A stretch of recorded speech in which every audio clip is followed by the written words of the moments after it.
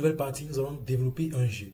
C'est-à-dire, nous allons travailler sur un projet où nous allons développer un jeu qui va s'appeler un number guessing game. C'est-à-dire, un jeu où on va deviner le nombre, n'est-ce pas?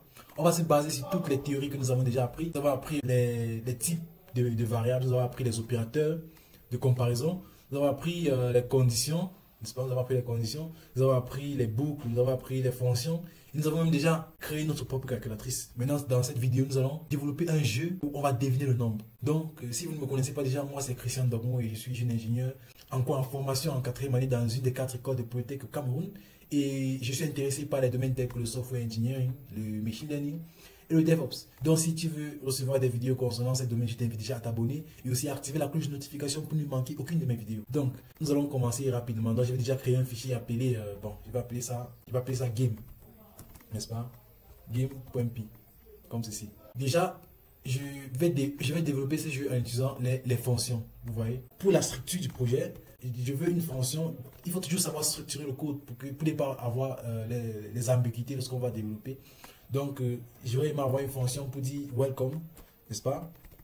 Donc, je vais juste dire ici welcome, ou bien je vais dire message en français, message de bienvenue à l'utilisateur qui va jouer à notre jeu, n'est-ce pas?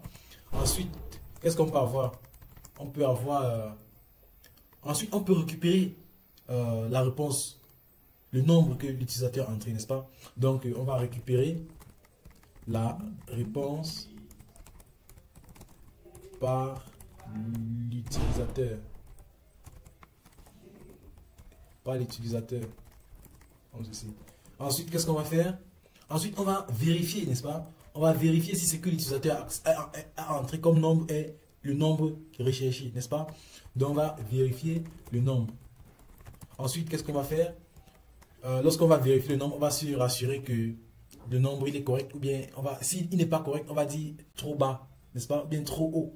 Et si c'est égal, on va juste terminer le jeu, n'est-ce pas? Et lorsqu'on termine le jeu, je pense que là, on a fini. Je vais commencer déjà par importer une librairie qu'on appelle random. Cette librairie va nous permettre de générer un nombre arbitrairement. On va pouvoir définir une limite, n'est-ce pas? Elle va nous permettre de générer un nombre aléatoire. Si on va dire qu'on veut générer un nombre peut-être de 1 à 1000, de 1 à 100, ça dépend. Et ce nombre-là sera généré de manière random, comme on dit en anglais, donc de manière arbitraire, comme on dit souvent. Donc, je vais créer déjà ma première fonction. Je vais la fonction pour le message. Donc, je vais dire ici afficher message bienvenue, comme ceci. Et là, je vais passer aucun paramètre. Et je vais dire ici print, n'est-ce pas? Je vais dire print. Bon, je copie un signe très intéressant et je le colle ici. Ça va rendre notre programme plus agréable. Je vais dire ici bienvenue sur notre jeu de deviner le nombre, comme ceci. Donc on va deviner le nombre. Oh, désolé, en Python on n'utilise pas on utilise plutôt les 2 points, n'est-ce pas? Et bon, pourquoi ne pas afficher le nom de la personne, n'est-ce pas? On va dire bienvenue, il va dire ici non. Donc on va récupérer le nom de la personne. Juste ici on va dire non est égal à quoi? À input, n'est-ce pas? À input, et là je vais écrire entrer votre nom, comme ceci. Voilà.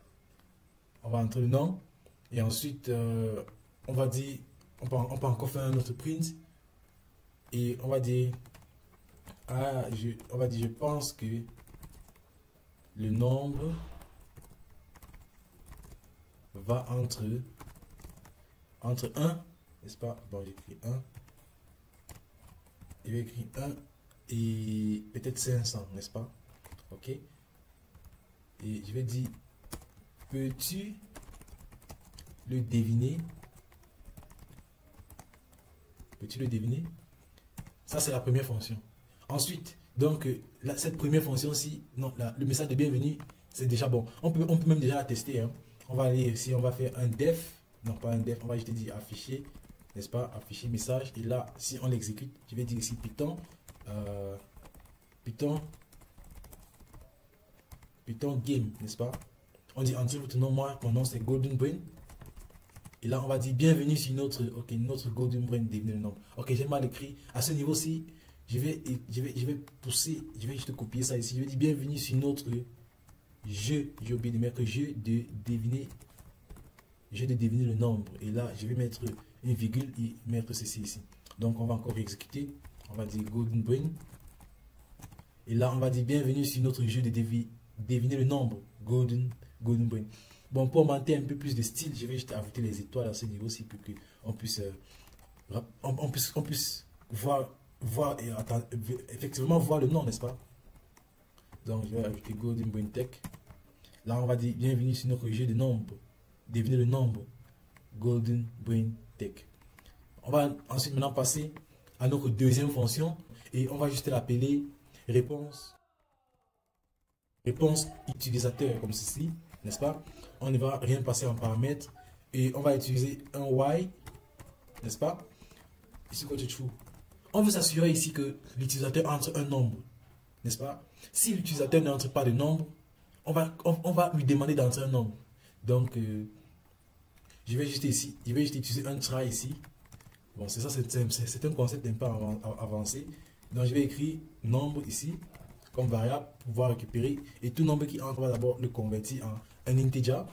Et là, on va dire entrer votre nombre comme ceci.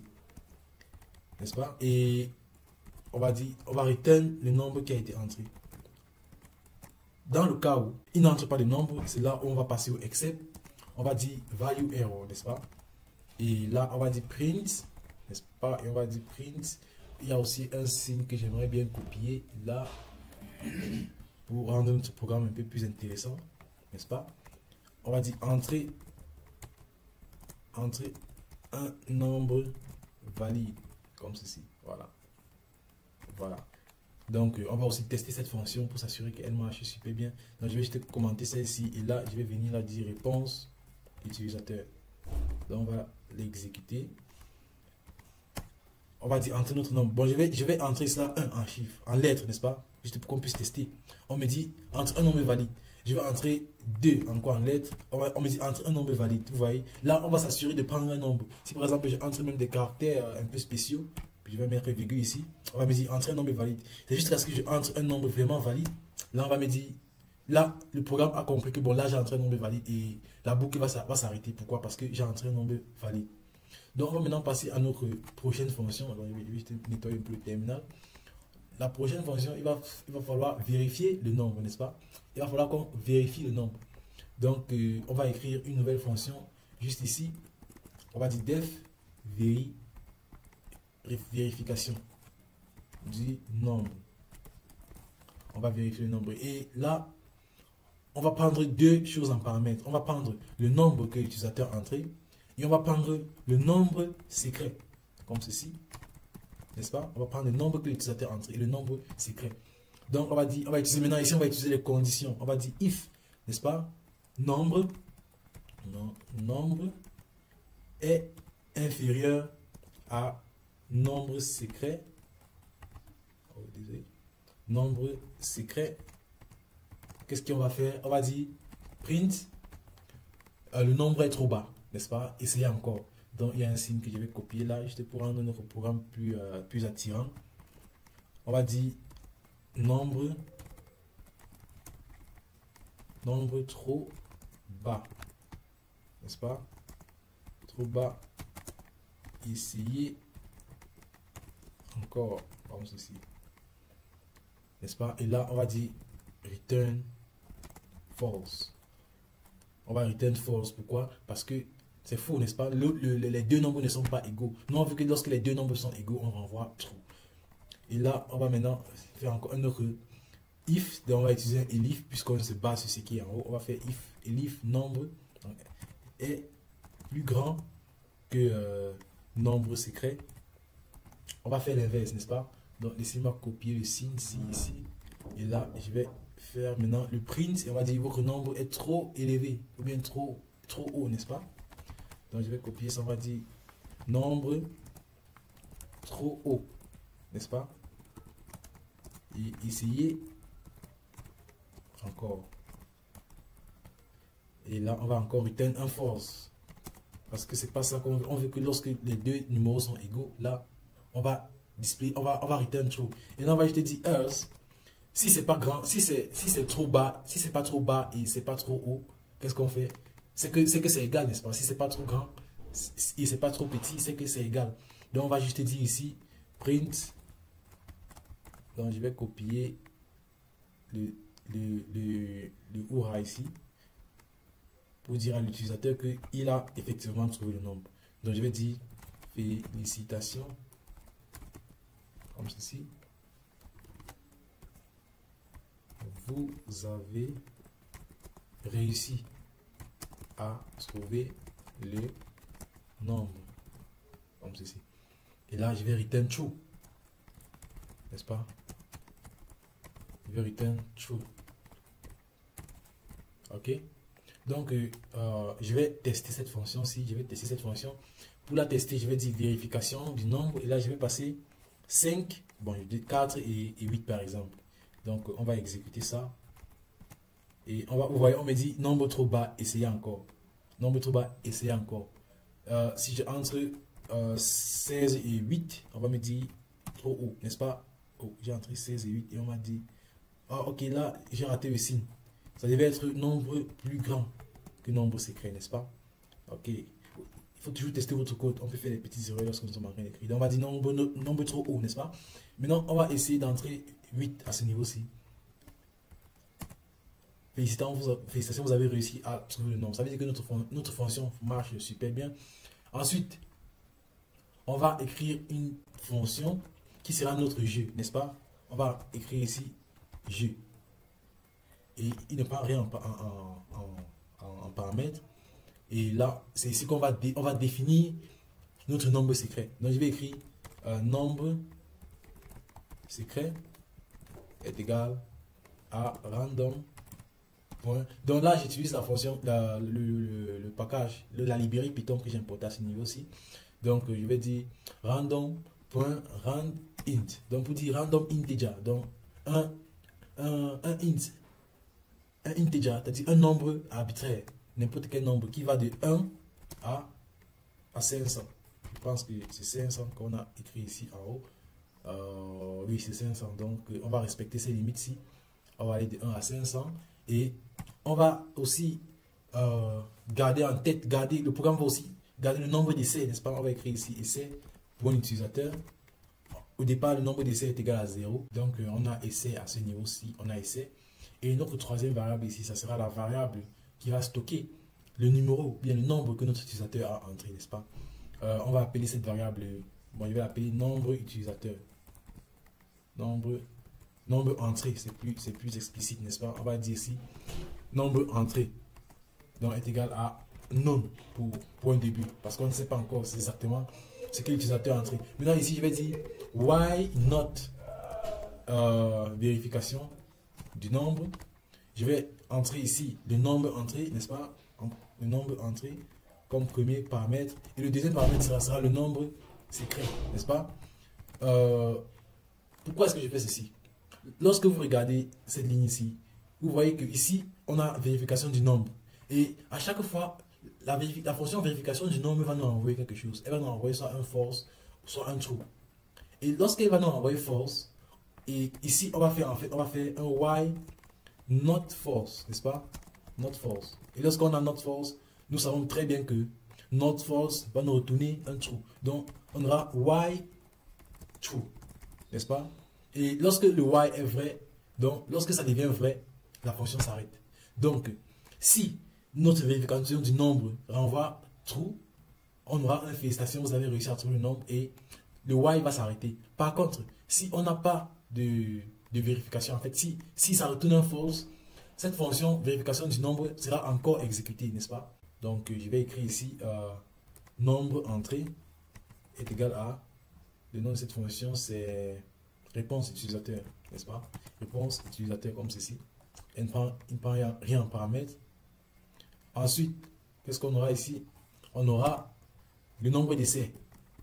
À chaque fois que l'utilisateur va essayer, on va faire plus est égal à 1. Je pense que j'avais expliqué ce concept dans la vidéo précédente. En fait, lorsqu'on écrit comme ça veut dire essai est égal à essai plus 1, comme ça. Donc, c'est le raccourci, n'est-ce pas? Et au cas où on sort de cette boucle, ça veut dire qu'on a effectivement trouvé le nombre. On va juste dire print. On va mettre un F ici, on va dire vous avez trouvé le nombre, n'est-ce pas? Vous avez trouvé le nombre secret. Et là, on va dire ici nombre secret. On va afficher le nombre secret. Et donc là, je vais afficher le nombre d'essais, n'est-ce pas? Donc, je vais écrire ici essai. Je vais mettre coup ici. Donc, en combien de coups? Donc, comme ceci.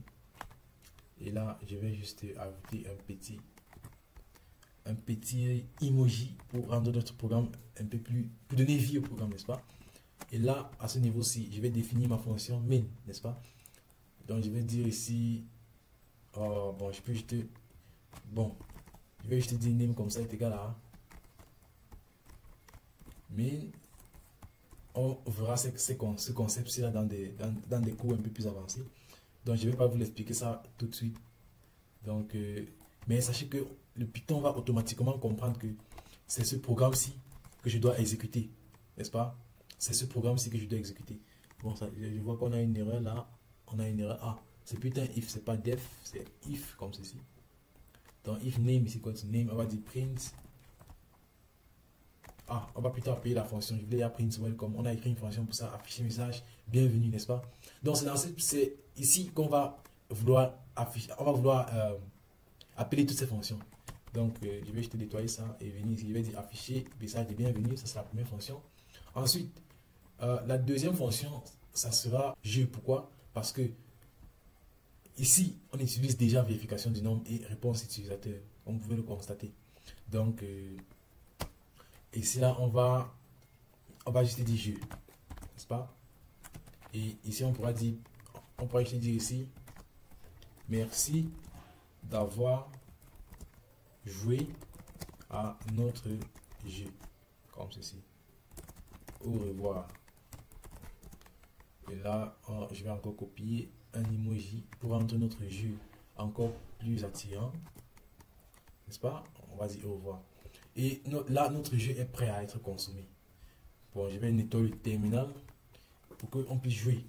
N'est-ce pas? Moi-même, je ne connais pas le nombre. Pourquoi? Parce que le nombre sera dans la machine, en fait. Je n'aurai pas accès au nombre, n'est-ce pas? Bon, on va les jouer ensemble.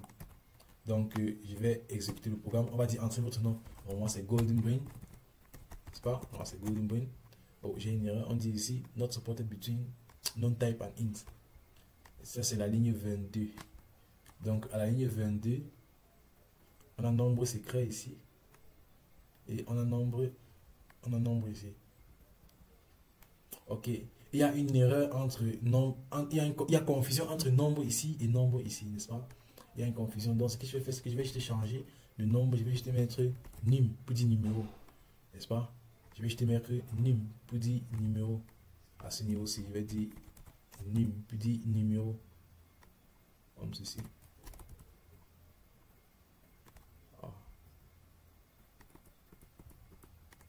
Donc, là, je vais dire nim. Ici, je vais dire nim. Comme ceci. Donc, je pense que le programme est censé fonctionner maintenant. Donc là, je vais encore exécuter ça. J'ai la même erreur. Une vérification du nombre. On dit not supported between instances of non-type and int-type. Bon, déjà ici, nim. Ici, nim est un int. Bon, je vais juste ici là le convertir en int pour se rassurer. Pour se rassurer que ça c'est un int, n'est-ce pas? Mais là, il y a un problème. Il y a un problème parce qu'on devrait d'abord me demander de entrer le nombre, n'est-ce pas? On devrait d'abord me demander de entrer le nombre avant de faire la comparaison. Mais là, on me demande rien et c'est en train de faire la comparaison seul. Donc, on va essayer d'exécuter le programme. On affiche d'abord le message de bienvenue. Ensuite, on va dire ici je. Bon, c'est la ligne 22. Donc, à la ligne 22 ici, on a vérification du nombre. Bon, je vais juste maintenant connaître int ici. Vous voyez, on peut se rassurer que c'est pas num qui a un problème. Donc, je vais entrer golden brain. Ok, on dit int argument must be a string or a real number, not non-type.